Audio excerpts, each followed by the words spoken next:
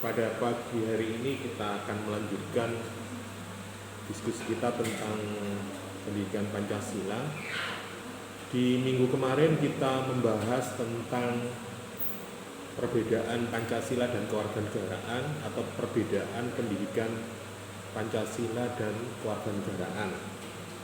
Ya mungkin pada intinya ini tidak bisa dipisahkan, tetapi dalam kenyataannya memang harus dipisahkan agar lebih mendalam tentang bagaimana Pancasila itu dirumuskan dan bagaimana prakteknya. Pada siang hari ini kita akan bahas tentang revitalisasi nilai-nilai Pancasila. Intinya adalah bahwa perubahan adalah langkah pertama adalah revitalisasi. Artinya jangan takut untuk melepaskan yang lama demi atau sesuatu yang lebih baik. Artinya tidak ada kepentingan yang abadi, tetapi perubahanlah yang abadi. Jadi suatu saat adik-adik akan terus berkembang. Mungkin kemarin kita hanya sebagai siswa, sekarang sudah menjadi mahasiswa. Adik-adik sekarang masih remaja, besok mungkin menjadi dewasa. Suatu saat adik-adik yang bisa duduk di situ, suatu saat bisa juga adik-adik duduk di depan sini untuk memberikan. Kita enggak. Saat bercita seperti ini saya juga menjalankan, karena dari dulu juga pernah seperti adik-adik seperti itu. Makanya perubahan itu mungkin saja bisa terjadi dan pasti akan terus terjadi. Tetapi bagaimana kita mempersiapkan itu tergantung pada usaha dan ikhtiar kita. Dan saya yakin perubahan itu akan sukses, akan berhasil ketika melihat usaha Anda seperti apa. Jadi kalau Anda mempersiapkan kehidupan Anda di masa yang akan lebih baik, maka bagaimana persiapan Anda atau kelayakan Anda untuk mendapatkan sesuatu yang Anda harapkan. Itu yang menjadi catatan kita, sehingga kita perlu membahas tentang revitalisasi ini. Nah, kaitannya dengan Pancasila, apa sih yang perlu kita kuatkan, perlu kita kembangkan terhadap nilai-nilai yang ada di dalam Pancasila. Nah, mungkin sedikit banyak di pertemuan kemarin kita sudah membahas tentang itu, tetapi bagaimana secara detail terkait dengan itu bisa kita bahas pada pagi hari ini. Revitalisasi Pancasila ini adalah upaya untuk menghidupkan kembali, memperkuat, menerapkan nilai-nilai Pancasila dalam kehidupan berbangsa bernegara sebagai dasar negara atau sebagai pandangan hidup. Pancasila memiliki peran penting menjaga persatuan dan kesatuan serta menjadi pedoman jalan kehidupan sosial, politik, ekonomi.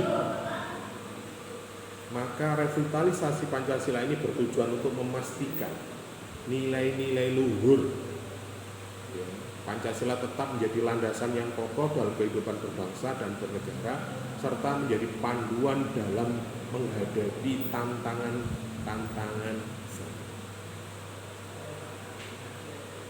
Tadi saya katakan bahwa perubahan itu pasti terjadi, dan perubahan itu yang pasti akan ada. Entah itu sesuai dengan harapan kita atau tidak. Kalau harapan kita, rencana kita ya pasti apa yang seperti kita bayangkan. Tetapi ruang dan waktu, kita ketemu siapa, kita punya apa, kita bisa apa, kita belum tahu. Tetapi kalau Anda sudah mempersiapkan itu ya insya Allah Tuhan pun tidak akan berkhianat terhadap apa yang kita itu yang harapan kita. Maka revitalisasi ini dianggap penting untuk bagaimana memperkokoh kehidupan berbangsa dan negara kita yang semakin tahun semakin kompleks, semakin tantangan hidup ini semakin banyak dan semakin banyak. Apa saja yang Anda pelajari di dalam kampus, di dalam kelas seperti ini, belum tentu nanti di luar juga sama seperti yang Anda pelajari. Seperti halnya sekarang misalnya, tentang pendidikan misalnya. Mungkin di zaman saya kurikulumnya bukan MBKM, ono istilah KKNI, ada CBS, ada sebagainya. Tetapi mungkin itu mempelajari dari beberapa kurikulum yang ada yang pernah dilaksanakan, kemudian sekarang menjadi kuliah yang namanya MBKM. Walaupun ada yang mengatakan kuliah atau kurikulum MBKM ini mirip-mirip kurikulum pada tahun 70-an. Jadi para anak didik, peserta didik itu diberikan kebebasan untuk mempelajari sesuatu itu secara merdeka, secara bebas. Artinya bebas itu bukan berarti kita melakukan sesuatu atau mengkaji sesuatu secara tidak ada aturannya, tetapi harus ada koridor, ada sesuatu yang target untuk mencapai capaian pembelajarannya apa. Misalnya kalau dulu itu belajar bertanam, tanam padi misalnya, itu tidak hanya sekedar teori, tapi siswa itu diajak ke sawah untuk bagaimana melihat kondisi lahannya, bagaimana pembibitannya, itu seperti itu. Tetapi sekarang kan alamnya berbeda. Adik-adik hari ini, apakah kita harus seperti itu? Ya mungkin saja. Tetapi ada alternatif-alternatif lain untuk memahami tentang nilai-nilai kehidupan bangsa kita. Mungkin kita tanpa harus terjun di lapangan. Coba Anda buka di website atau di Google atau apa terkait dengan itu, saya kira contoh-contoh perilaku nilai-nilai kehidupan di negara kita atau perkembangan kehidupan berbangsa kita, saya yakin Anda bisa mengamati dan mempelajarinya. Apalagi adik-adik adalah mahasiswa komunikasi, mungkin Anda dipelajari, dibekali dengan ilmu media untuk menganalisa tentang sebuah tayangan video atau bisa juga berita yang ada di media kita, sehingga adik-adik bisa menganalisis bagaimana nilai-nilai itu dipraktekkan.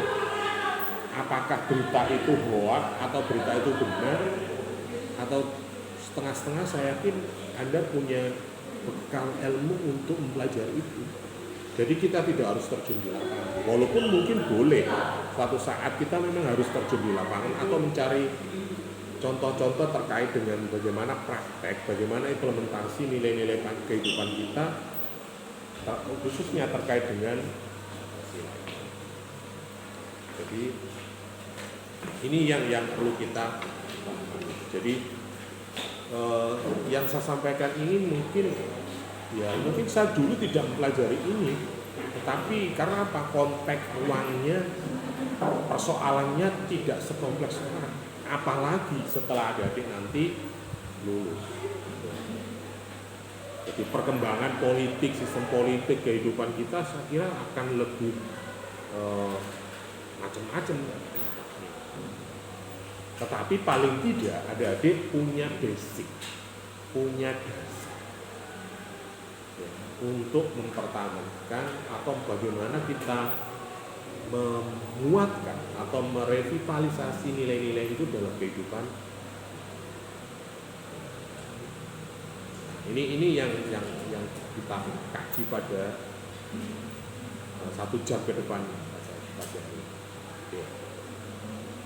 Tujuan daripada revitalisasi Pancasila ini adalah pertama, memperkuat identitas nasional kita. Artinya di sini membantu memperkuat identitas jati diri bangsa Indonesia di tengah pengaruh globalisasi yang bisa mengikis nilai-nilai lokal maupun nasional. Jadi perubahan itu akan terus dan terus. Dulu beda arek desa mbek kutha itu beda. Saiki kangelan. Bahkan bisa juga dibolak-balik. Sing arek desa itu malah dandanane kaya wong kutha. Nah, sing kutha dandanane biasa-biasa saja. Kalau Anda nggak percaya, coba ke Sunrise misalnya. Sing sepatuan, sing topian, sing rapi itu paling ngomong desa. Nah, sing ngomong kutha paling nang mall itu sandalan jepit, celana pendek, kausan. Nek sarungan arek tengah-tengah itu, arek santri. Ya.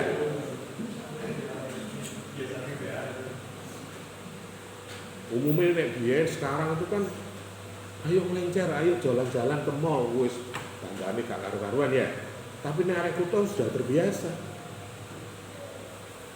Hiburan orang kota sekarang itu mencari tempat kesunyian. Gak golek tempat keramaian rek. Yo nek arek desa golek malam mingguan itu nang alun-alun, golek tempat keramaian. Kalau orang kota justru mencari tempat-tempat kesunyian. Bisa camping, bisa ke hutan, bisa ke mengasah, mencari tempat kesunyian. Karena apa? Setiap hari dia sudah dihadapkan pada persoalan tentang keramaian, kebisingan dan sebagainya. Nah, iki lho rek wolak-walik iki. Iki nek ngomong lokal, nek ngomong nasional. Justru isu-isu nasional itu sekarang sudah menjadi diskusi bagi masyarakat desa, itu sudah hal biasa. Karena kita tahu bahwa pemerintahan kita, kenegaraan kita, desa itu dianggap korporasi desa, korporasi negara, sebagai objek kebijakan, objek dari implementasi dari sebuah arah gerakan, sebuah kepentingan dari para elit-elit politik yang ada tingkat nasional. Sehingga perubahan-perubahan pergerakan massa itu banyak digerakkan di pedesaan. Nek wong kutha sekarang nek dibojo kira wis apal ngono lho. Nek desa dianggap hal yang baru, maka dia akan mengikuti dan sangat mudah untuk digerakkan. Nah, ini terkait dengan ini, maka penguatan tentang identitas kebangsaan kita, dan kalau tadi saya ceritakan kasus lokal maupun nasional, belum lagi kalau kasus internasional atau globalisasi tentang gaya hidup, pola pikir, pola makan, pola kehidupan dan sebagainya. Itu saya kira sekarang sudah tidak ada batasnya, apalagi sekarang ada internet, ada media sosial. Anak desa sekarang, anak kecil-kecil itu sudah lihatannya udah TikTok rek. Nah TikTok itu sehingga gak orek ini dok ya. Ada dari luar, dari negeri. Padahal kita punya identitas sendiri yang menurut orang luar itu menjadi hal yang baru, hal yang efektif, efisien dalam kehidupan. Tidak hidup foya-foya rek. Makanya bedanya orang luar negeri dan sekarang itu dan negara kita mungkin bisa juga ada sebuah akulturasi, ada sebuah asimilasi dari nilai-nilai kehidupannya yang mungkin orang barat niru gayane wong timur niru gayane wong. Sehingga itu bisa dikatakan nah bagaimana mempertahankan jati diri bangsa kita kalau tidak dengan nilai-nilai kehidupan kita. Oke lah mungkin gaya hidup kita, gaya busana kita ala kebarat-baratan, tapi nilai jati diri bangsa harus tetap ada di dalam jati diri kita. Ini yang menjadi tujuan kita. Yang kedua adalah bagaimana meningkatkan kesadaran dan pemahaman. Nah, dalam hal ini meningkatkan pemahaman, penghayatan masyarakat nilai-nilai Pancasila ini dapat diterapkan dalam kehidupan sehari-hari. Ya ngunu horek, tapi aja ngunu kan. Artinya ngumpul tapi aja kumpul. Nah, nek awakmu gembul copet mosok awakmu elok nyopet. Nah, walaupun mungkin ada filsafatnya awakmu gembul tukang minyak wangi ya awakmu dadi wangi rek. Awakmu nek gembul copet ya dadi, tetapi kita harus memperhatikan. Artinya apa? Loh, kalau kita berkumpul sama siapapun pun kita tidak ada larangan. Tetapi janganlah adik-adik terbawa untuk hal-hal yang negatif. Ya kalau itu membawa dampak pengaruh yang positif, oke lah Anda ikut tidak apa-apa. Tetapi kalau itu membawa dampak yang negatif, ya jangan. Artinya apa? Ya ngumpul-ngumpul lorek tapi aja gembul. Gembul-gembul tapi aja. Nah, Anda boleh berteman pada siapapun boleh, apalagi beda ras, suku, agama dan sebagainya boleh. Kalau dalam kehidupan Pancasila, karena sifat negara kita adalah Bhinneka Tunggal Ika. Jadi prinsipnya adalah kita harus kokoh mempertahankan nilai-nilai kehidupan kita, bagaimana apa yang lebih baik, apa yang tidak, itu kita harus bisa memilah dan memilih untuk masa depan kita maupun bangsa kita. Ini yang menjadi tujuan yang kedua. Kemudian yang tujuan yang ketiga adalah mengatasi tantangan sosial dan politik.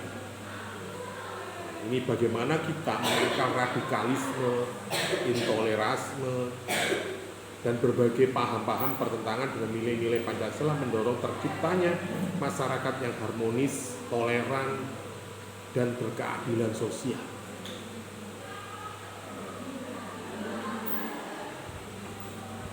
Hari ini mungkin kita dihadapkan pada persoalan-persoalan bagaimana memenuhi kebutuhan. Ada sekarang itu banyak kemudahan, tapi kemudahan itu memberikan dampak yang positif atau tidak. Sekarang itu harus serba instan. Kenapa ada yang mudah kok pilih yang sulit? Nek kadang yo perlu rek ngono lho ya. Misalnya untuk kesehatan. Dulu itu orang makan zaman mbah saya, ibu saya, itu nunggu dingin dulu. Baru dia lah saiki. Wah, selakari, Pak. Bahkan sekarang nek makan harus hangat, minum harus dingin ya. Rasa harus pedas dan asin dan apa yang terjadi? Apakah nggak boleh? Ya boleh. Semua yang diciptakan Tuhan itu ada manfaatnya, tetapi harus ada kata. Dan saya yakin mbah-mbah kita dulu itu punya tata nilai yang mungkin kedepannya bagaimana pertahankan kehidupan tentang kesehatannya, ya harus ada prosedurnya, harus ada tahapannya. Dulu tuh nasi itu setelah dimasak itu nggak langsung dimakan, dia ada panci mau dia ada wakul digeleng bu. Nah saya kira masak itu rice cooker, mari di magicom pisan ya. Jadi panas terus sampai malam, bahkan sampai 2 hari, 1 hari. Terus. Lah bagaimana kandungan makanan yang dalam kondisi itu? Nah itu kan nggak terpikirkan hal itu. Sekarang itu yang memenuhi adalah keinginan bukan kebutuhan. Makanya banyak orang yang mengatakan, wong diet kok sehat-sehat, yo panjang umur. Nggak ada istilah kolesterol, asam urat, diabetes. Ya mungkin ada sejak dulu, tetapi mungkin mereka tidak mengenal itu. Tidak anggap loro itu ya mules, mencret, tidak selalu nudok ya. Saya ini macam-macam. Nah, ini.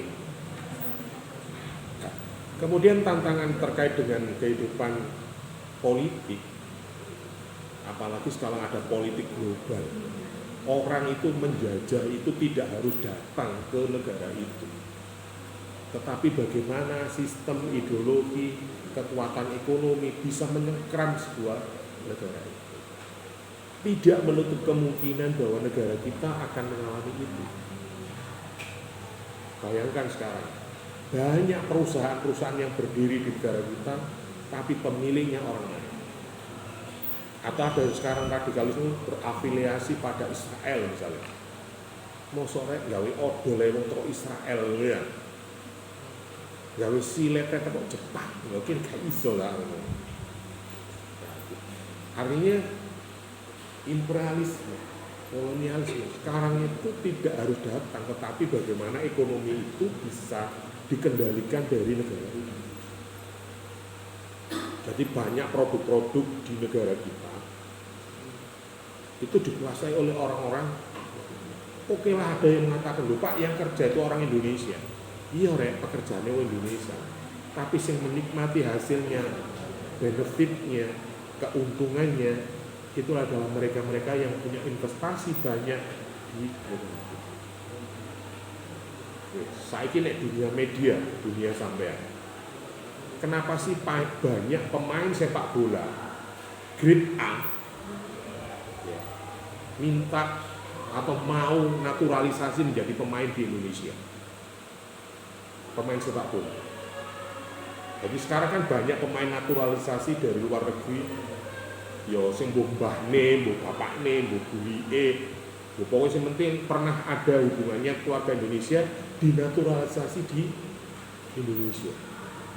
Kenapa?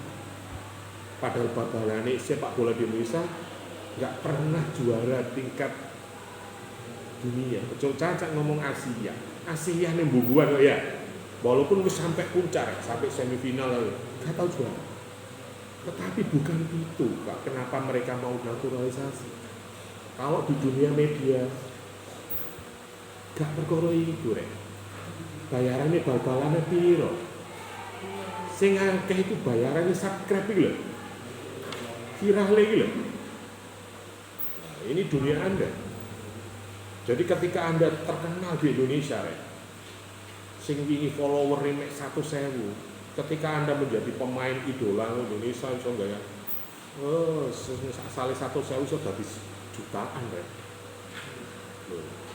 Nah, nek followermu 1 jutaan, banyak perusahaan mau endorse, loh. Itu penghasilan melebihi dari dia menjadi pemain sepak bola. Ini fenomena baru globalisasi terkait dengan kekuatan dunia telekom. Ngomong Singapura itu lebih suka mengembangkan dunia medianya di Indonesia daripada di negaranya.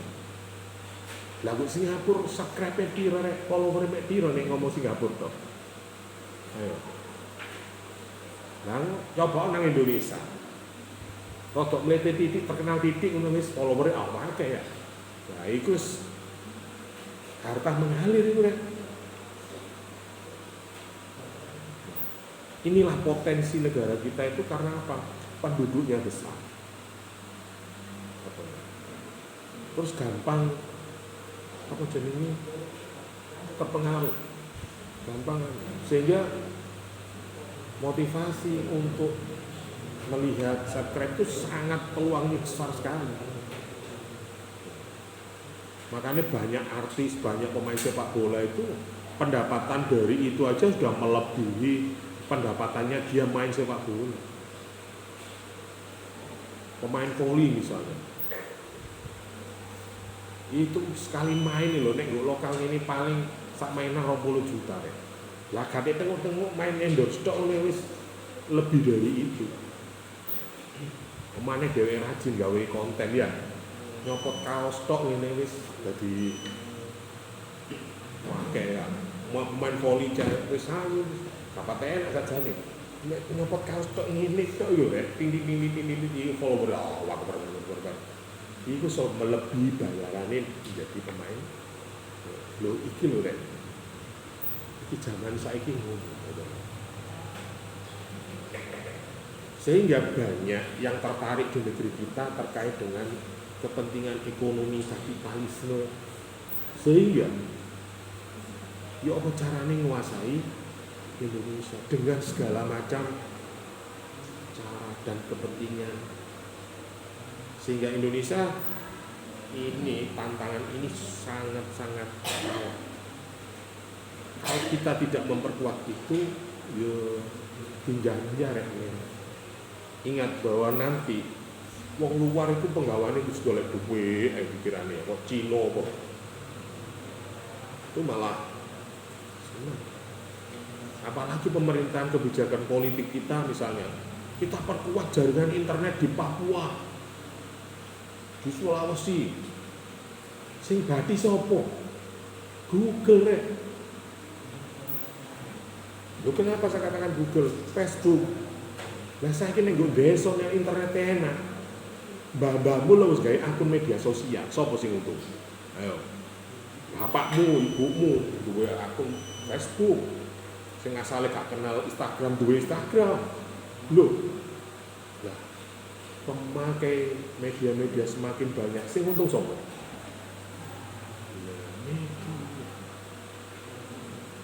Yo, iki sing salah sapa ngene iki.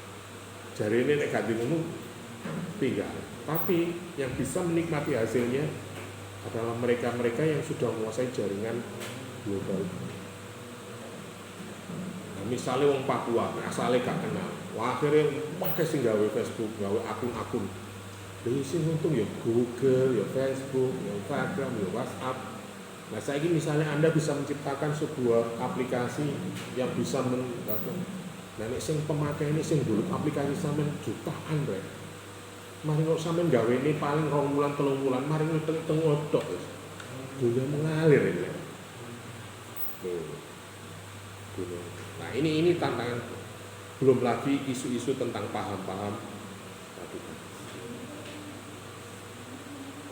Nah, radikalisme itu gak zamane gelut itu teman-teman itu dirusak pikiranmu. Nah, itu. Ini yang bahaya. Ini yang ya sawangane meneng rek, tapi bergerak ya pasti. Oke, itu mungkin sekilas.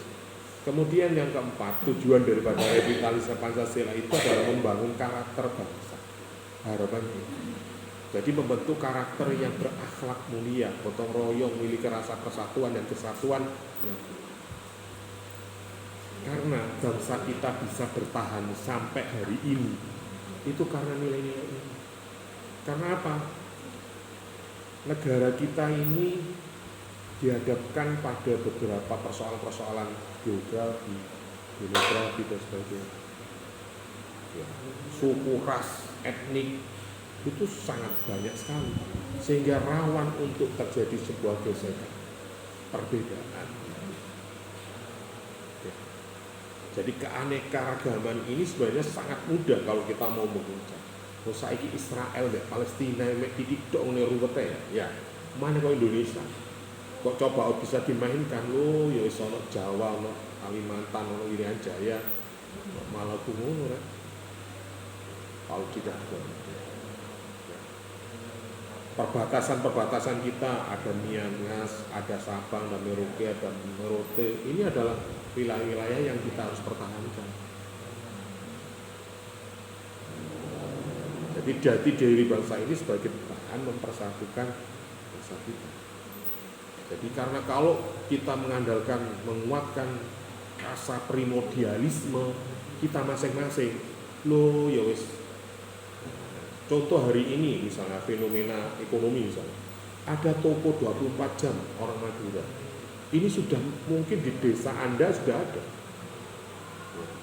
Yang model kiosnya seperti itu. Dia berpikir kenapa 24 jam? Ya 24 jam kan wis padha mek kontrak kios, kontrak omah ya.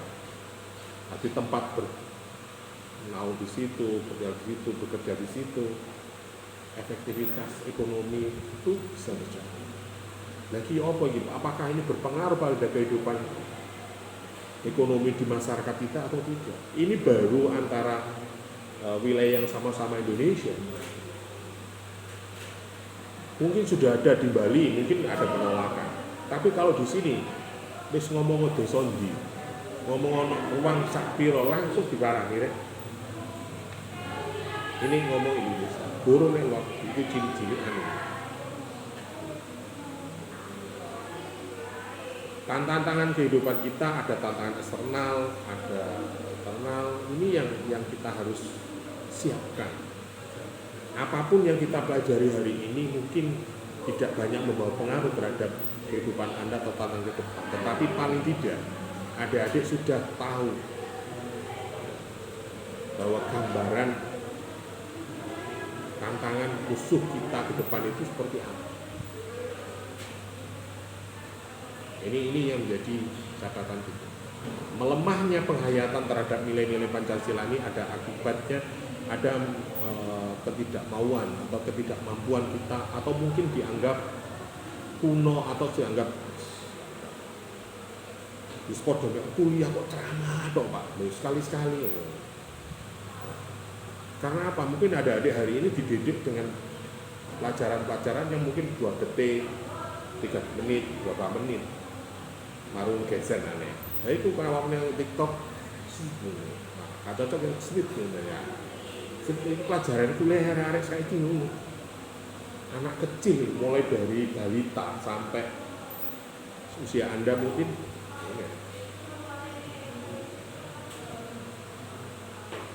Tantangan eksternal itu apa saja?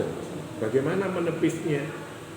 Bagaimana menepis nilai-nilai gotong royong kita yang hari ini semakin memungkinkan?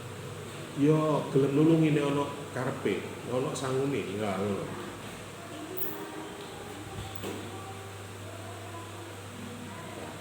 Kekhawatiran kita adalah terjadinya sebuah kehidupan yang individualistis.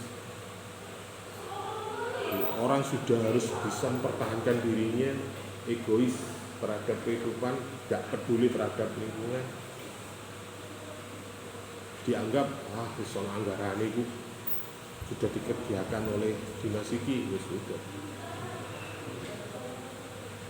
Globalisasi, modernisasi segala bidang berimplikasi pada melemahnya kehidupan,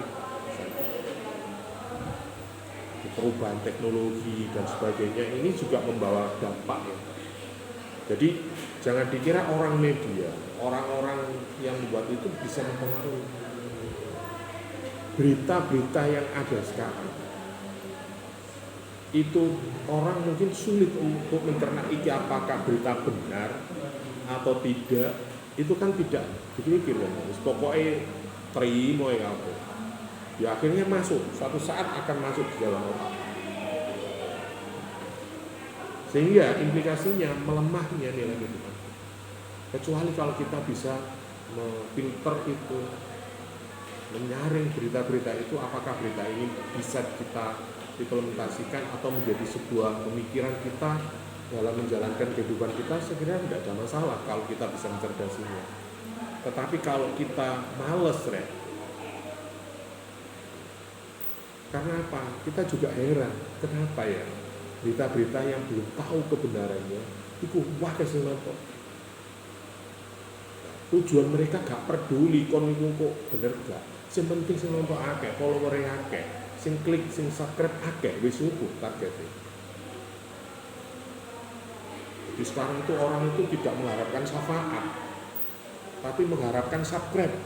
Ya piye rek? Iki dunia sampean iki.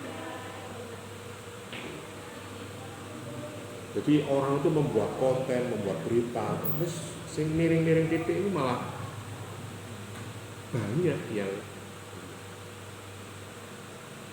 mau nggak mau ketika kita melihat, mendengar, membaca, ya suatu saat akan masuk. Oke, itu tantangan eksternal. Kemudian kalau tantangan internalnya adalah terkait dengan Bhinneka Tunggal Ika. Ini adalah terkait dengan pluralitas sara, suku, agama, dan sebagainya. Ada beberapa faktor yang nanti bisa mempengaruhi perpecahan. Jadi nek ngomong identitas misalnya, pakaian bisa dimix. Batik didadekno apa? Nek batik dhewe lek jarian ngono ya, saiki batik iso dadi jas. Iso dadi lapisan ya. Ya kreativitas gak masalah untuk mempertahankan identitas satu. Asal jangan sampai bendera kita menjadi baju. Lucu ya. Mosok sampe bajune merah putih kok sekok teling ngono ya.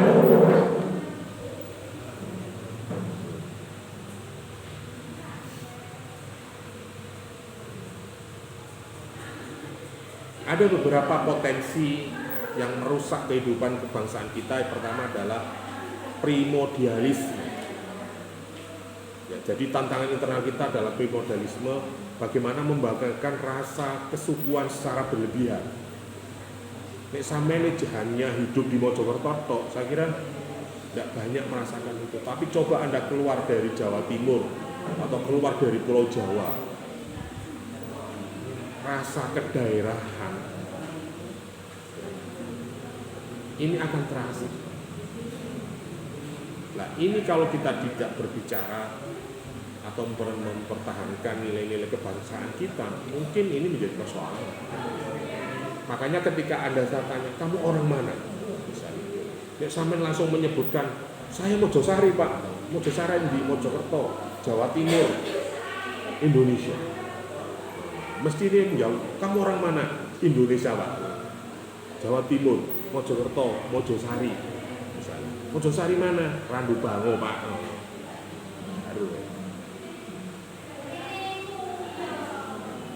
Oke, kemudian yang kedua, yang merusak itu adalah radikalisme, baik liberalisme pemikiran, sikap hidup bebas dan individual, maupun daerah sektarian, paham tentang agama. Sektarian itu bisa juga sama-sama muslim ya. Itu pun bisa berbeda karena paham penafsirannya terhadap agama. Itu adalah. Kemudian yang ketiga adalah ketidakadilan sosial di segala bidang kehidupan, utamanya bidang ekonomi dan hukum. Ini sudah kita rasakan hari ini. Ketidakadilan sosial, mungkin ada ketimpangan-ketimpangan perlakuan masyarakat kita dengan pemerintah, dengan pejabat. Itu ada penguatan kelompok dan golongan. Belum lagi persoalan ekonomi. Ekonomi kalau berkaitan dengan negara kita, nek melarat mesisan melarat ora. Nek sugih mesisan sugih. Nek kon setengah-setengah kowe. Sembarang bayar kabeh kowe. Nek melarat karuan oleh BPJS, oleh PKH, oleh dibantu negara. Nek sugih yo kena dinyang pajak itu. Fasilitas apapun bisa kita beli. Tapi nek setengah-setengah sampean PKH, KIP yo gak oleh. BPJS yo bayar, ya. Pajak yo bayar. Perlakuan pengaruh yo gak. Bijarno yo gak kena kan ngono. Nek tengah-tengah. Belum lagi persoalan hukum. Hukum ini ada yang mengatakan tajam ke bawah, tumpul ke atas. Lupi opo karepe. Jadi persoalan penegakan hukum bagi orang yang lemah itu mungkin bisa tegak. Tapi bagi orang yang kuat, yo nyang-nyangan rek. Lihat. Misalnya adik-adik tertangkap kasus narkoba. Nek sampean ibu sampean wong ganduwe wong setengah. Ya wis tuwa kono nang polsek atau nang ngene BNN ya. Tapi nek misalnya bapakmu orang tua, sik sebentar. Saya tunggu di sana, tunggu di kantor. Kan nek rek dijamin ngono. Lah nek awakmu padha gak gableke.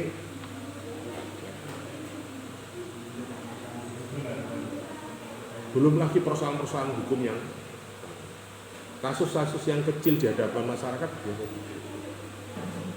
Ini yang mengakibatkan rusaknya kehidupan bangsa kita. Belum lagi terkait dengan penyalahgunaan pengedaran narkoba ini semakin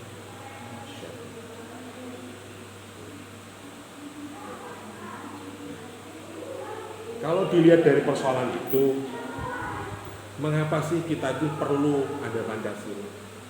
Kita perlu belajar dari sejarah, ya, bahwa nasionalisme, rasa bangsaan kuat ini berakar pada sejarah, bukan kekuasaan, bukan hegemoni ideologi. Artinya bahwa nasionalisme itu kita harus tetap pupuk, kita harus tetap kuatkan. Nek kon nuruti paklikmu, Pak Demu, wah, ya. Mungkin awakmu hari ini sudah berdebat terus. Jangankan Pak Demu, sampean mungkin hari ini sudah sering berdebat dengan orang tua tentang bagaimana kehidupan. Oh iya biyen Bu, saiki ya seje Bu. Ya nek biyen kuliah gatek laptop, saiki harus bawa laptop. Atau jangankan laptop, gadget aja. Sampean Bu, RAM telu cukup Bu, dan aku RAM telu Bu. Wah, ya kari Bu. Nilai-nilai Pancasila ini berasal dari diri sendiri, kuasa materialis, sehingga bangsa Indonesia tidak dapat dipisahkan dengan nilai-nilai itu. Ini kesatuan. Wis nek takdire mbok kene ya wis di apa yang sudah ada ini kita perbaiki. Apakah kita nggak boleh Pak merevitalisasi? Ya boleh, asalkan itu lebih baik. Ya wis nduk tak tukono sing ra mono, tapi sampean gawe apa dhisik? Nek sampean gawe game gawe iku ya soalan. Apa kalian main game boleh, asalkan waktunya di. Saya gak sering ngomong gak itu ya. Misalnya ngomong pertanian, lahan pertanian, industrialisasi misalnya. Gak iso ngomong gak iso. Jangan ini lahan subur, lahan produktif untuk pertanian nanam padi ae. Ya gak betah ya. Wong tanggane wis tuku Innovazenik ya. Kune cik sepeda. Pari yo wae lah. Sekali Bu. Ijono Innova Bu, mari yo. Nek gak ngene lho Bu, ya. Sing separuh sampean gawe haji, sing separuh gawe beli mobil. Ngono ora kalian. Ya apa itu? Bisa dihindari enggak? Industrialisasi yang awalnya mungkin pembagian wilayah sudah dibagi. Ini wilayah kebudayaan, ini zona hijau, ini zona kuning. Ya ditabrak ini apa? Kemudian yang kedua, alasan kita perlu Pancasila, ada sosial kultural. Ini ciri khas pandangan hidup. Falsafah yang berbeda-beda dengan yang lainnya. Ya mungkin negara-negara lain bisa juga kuat, tetapi nilai-nilai kehidupannya Amerika kuat rek. Gue negara liya, tapi gue internalnya ya apa? Salah kan? Masalah kehidupan diangkat dari nilai-nilai kultural melalui refleksi filosofis pendiri bangsa negara kita.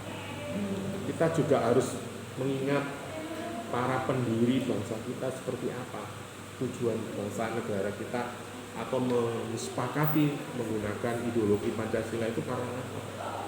Pasti tanpa ada pemikiran, ada tujuan, ada cita-cita yang hendak dicapai untuk generasi berikutnya.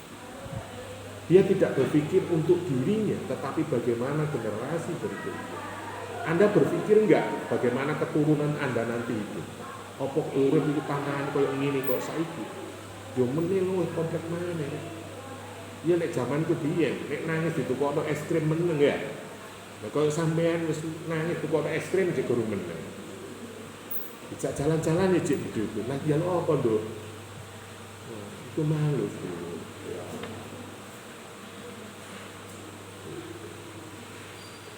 Alasan filosofis ini menjadikan dasar filsafat pandangan kita ini adalah konsistensi tindakan ini harus kita sekuat mungkin. Malah Pak wong ideologi ya nek agama ya masih agama itu ya memang ada sejarahnya. Kanjeng Nabi sudah pernah cerita bahwa suatu akhir zaman memegang nilai-nilai keagamaan kita itu seperti memegang bola api, bara api. Antarane halal haram iki wis rada iwuh bedakno. Ya. Wong saiki contoh hari raya kemarin, zakat fitrah Anda kamu berikan pada siapa sih? Kok tetangga? Oh, no tak dalile tangga kok kei zakat itu. Nenek tangga musuh piye? Lihat panitia zakat fitrah, wes didomroto ae. Yo opo jare? Akhir zaman iki iure. Iku iki tanggane gak didomi. Lho iya omahe apik, mau iku omahe warisan omahe bapake, gak bangun dhewe misalnya. Nyambut gawe ini bicara kebetulan warisannya akeh, mungkin omahe diapik. Oh, akhirnya gak oleh. Coba aja dikei. Sampai lah panitia libur rasanya bener ya. Iki ngomong tatanan agama wis kok halal haram wis angel. Omane nek urusan negara. Wah. Kita berpikir wah mau koyo tegas jujur adil yo. Tibake korupsi ku weden-dedenan kok. Oke.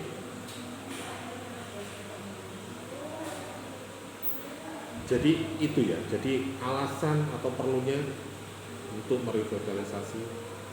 Jadi tantangan globalisme, radikalisme, intoleransi ini semakin ono wong-wong ora nulung-nulung iku kan karepe.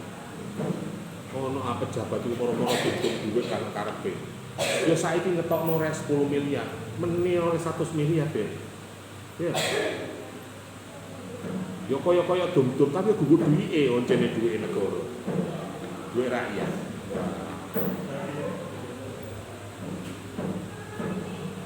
Terus bagaimana strategi kita untuk merevitalisasi Pancasila? Yang pertama adalah dengan adanya pendidikan Pancasila. Salah satu yang kita diskusikan seperti ini. Ono arek meneng-meneng awakmu diskusi Pancasila nganggur-nganggur kono warung kopi. Nek ono perkara dhisik. Masyarakat itu nek diskusi ku nek wis kena perkara biasa ya. Umeke apa, ramene apa sing diomongno baru elok diskusi. Ini mari rame urusan pilpres, ngomong pilpres kabeh. Saiki wis mari rek ya. Saiki mari ini genti pilihan bupati wis ngomong. Pendidikan Pancasila ini adalah harapannya bisa mengintegrasi pendidikan Pancasila dalam kurikulum yang formal dan mengembangkan program pendidikan karakter berbasis. Ini tujuan secara formal. Makanya mungkin di awal saya sampaikan bahwa pendidikan Pancasila apa? Aku nggo MI, nggo SD, nggo SMP wis pelajari iki kok saiki maneh lho. Wingi lulus, saiki mosok dipelajari maneh. Misalnya hari ini atau semester ini Anda tidak lulus misalnya. Terus aku baleni nggo mata kuliah ini. Ya, Pak. Aku SMP yo dipelajari, Pak. SMA yo wis. Bahkan mungkin ada adik yang aktif di organisasi-organisasi bisa juga mendapatkan materi seperti ini. Tetapi di dalam pendidikan itu kan dalam nilai-nilai formal, dalam bentuk administrasi, sehingga ada ukurannya, ada nilainya, B atau C atau bisa juga nggak lulus. Nek ngomong nilai-nilai, nek ngomong akhlak, ya opo? Ya. Nek kadang sawangane gak patek neges tapi tegas kan ngono ya. Nek kadang sawangane tegas tapi gak neges, ngono kan. Ono sawangane ayu tapi ya plunga-plungu rek. Ya. Akeh tunggal. Yang kedua, strategi kita adalah penguatan lembaga-lembaga Pancasila, mengoptimalisasi peran pembinaan ideologi Pancasila atau BPIP. Makanya negara kita juga membentuk namanya BPIP. Nek biyen niku ono LP4, P4, Lemhanas dan sebagainya. Koyo militer. Saiki rada sipil kan. Bahkan ada ormas atau LSM pemuda Pancasila.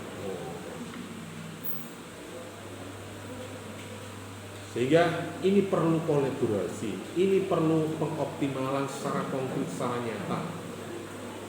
Jadi harapannya tidak hanya berbicara, tidak hanya berdiskusi, tapi bagaimana nilai-nilai atau lembaga-lembaga atau organisasi itu mungkin secara hukum undang-undang menyatakan bahwa kelembagaan, organisasi, ormas atau formal itu harus berdasarkan Pancasila. Tetapi bagaimana prakteknya?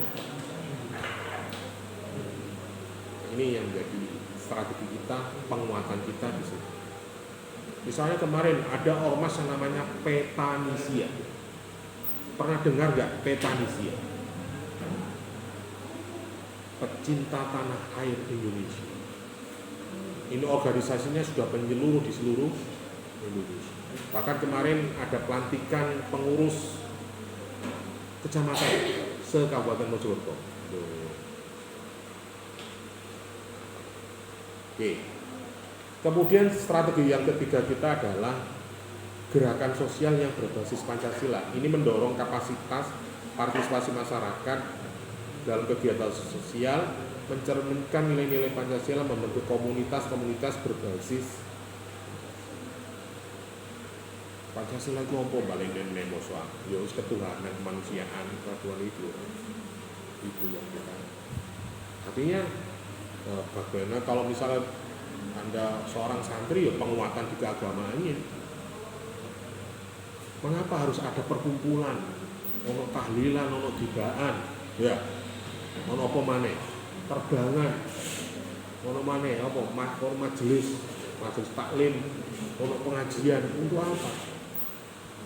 Ini persatuan. Paling tidak kalau Anda ketemu 1 minggu sekali atau 2 minggu seminggu 2 kali, minimal miskomunikasi, disinformasi itu bisa tercerah. Konsep pertemuan kegiatan dalam masyarakat yang persatuan ini di luar negeri tidak ada, Rek.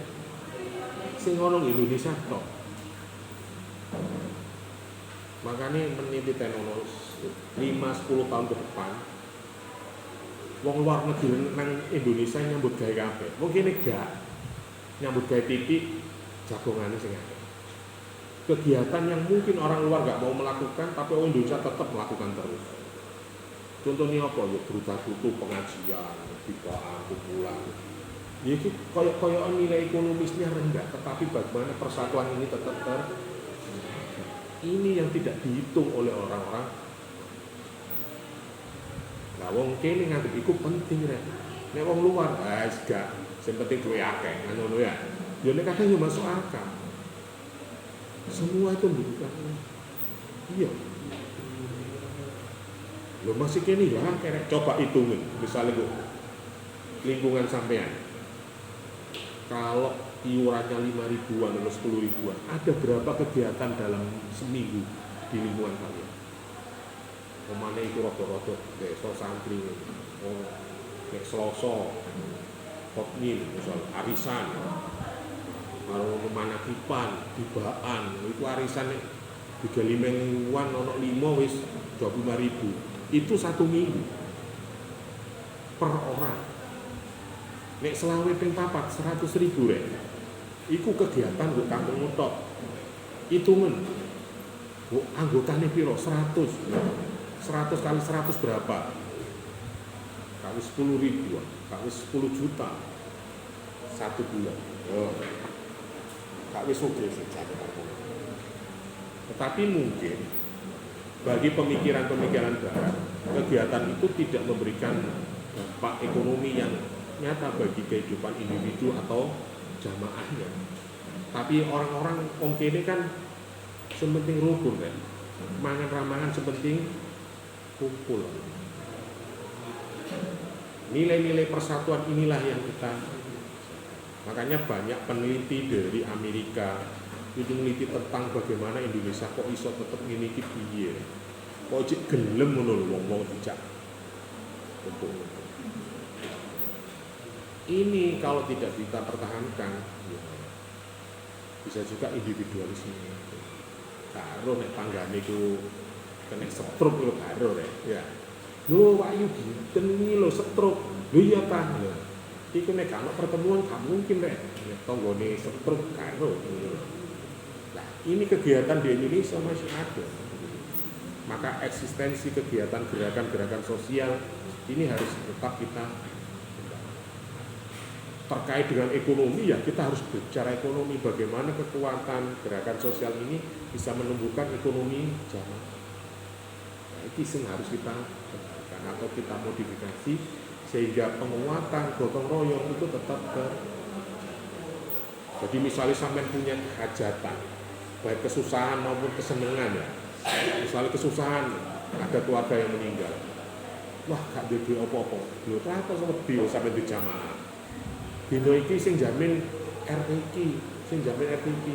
Jangkepe tong dino sampai gak metu biaya blas. Mana sampe duwe hajatan pernikahan misalnya. Wah ya apa. Nah, nek sampe duwe gotong royong, ya masyarakat saling membantu. Ini penguatan. Oke, lanjut. Bagaimana implementasinya? Ya, baik di dunia pendidikan, dunia sosialisasikan, kebijakan, teknologi. Prakteknya untuk merevitalisasi ini adalah misal dalam pendidikan harus ada program karakter, baik di sekolah maupun di lembaga pendidikan itu harus wajib. Maka ini mata kuliah ini bisa dikatakan mata kuliah dasar umum yang wajib. Kalau sampai blenger, gak blenger urusan sampean, penting itu ya. Sosialisasi kampanye di media sosial, di media lainnya itu harus. Kemudian kebijakan ini juga harus berlandaskan pada nilai-nilai. Walaupun mungkin untuk mencapai kekuasaan itu butuh kos modal yang besar, tetapi itu harus imbang. Oke. Kemudian tantangan revitalisasi tadi sudah ya. Kemudian bagaimana tantangan berikutnya terkait dengan media sosial? Ini yang paling sulit. Penyebaran hoaks, ujaran kebencian, media sosial merusak citra dan menghambat upaya revitalisasi. Jadi sekarang itu banyak informasi, foto, video, ya kaya bener ya, tapi zaman saiki ya bisa diatur.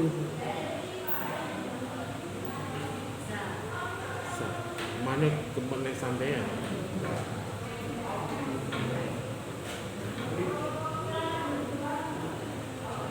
Buzzer itu rek, saiki ku satu orang itu bisa megang 1000 akun, bayangno. Iku bayarannya gede rek. Sampe iso wis komen sembarang warak wis pokoke. Iki ya bahaya. Kemudian perubahan sosial secara ekonomi ini juga harus kita pikirkan terkait dengan perubahan sosial, gaya hidup, bukan kebutuhan hidup loh ya. Diperlukan solusi-solusi strategis pendekatan secara komprehensif berkelanjutan mengatasi berbagai tantangan revitalisasi Pancasila. Jadi harus melihat kebutuhan dasar kita tuh apa sih? Itu yang harus berpegang.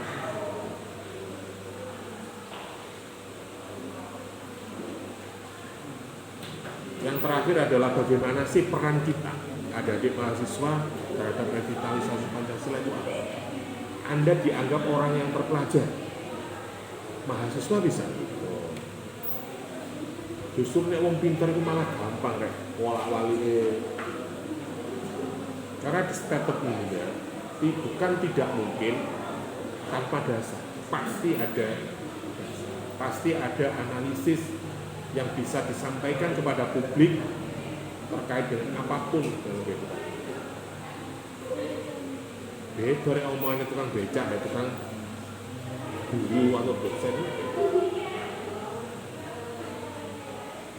Maka mungkin kampanye atau kegiatan sosial bisa berkembang di segala lini, minimal di diri kita, keluarga kita, minimal itu ya, rendah-rendah iman terhadap negara kita.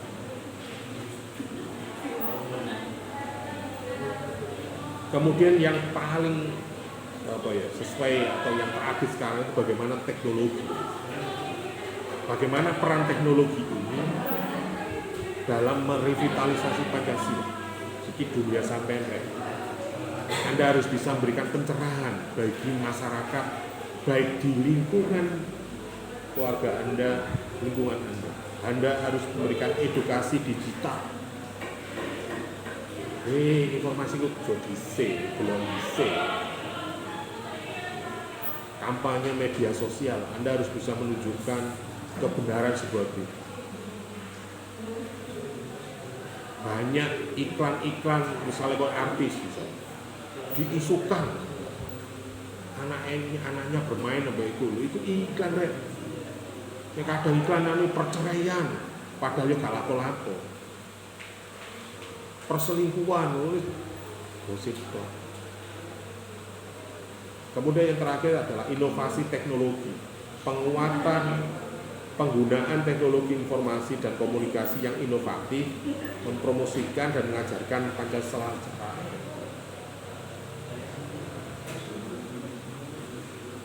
di Ini bisa dicatat.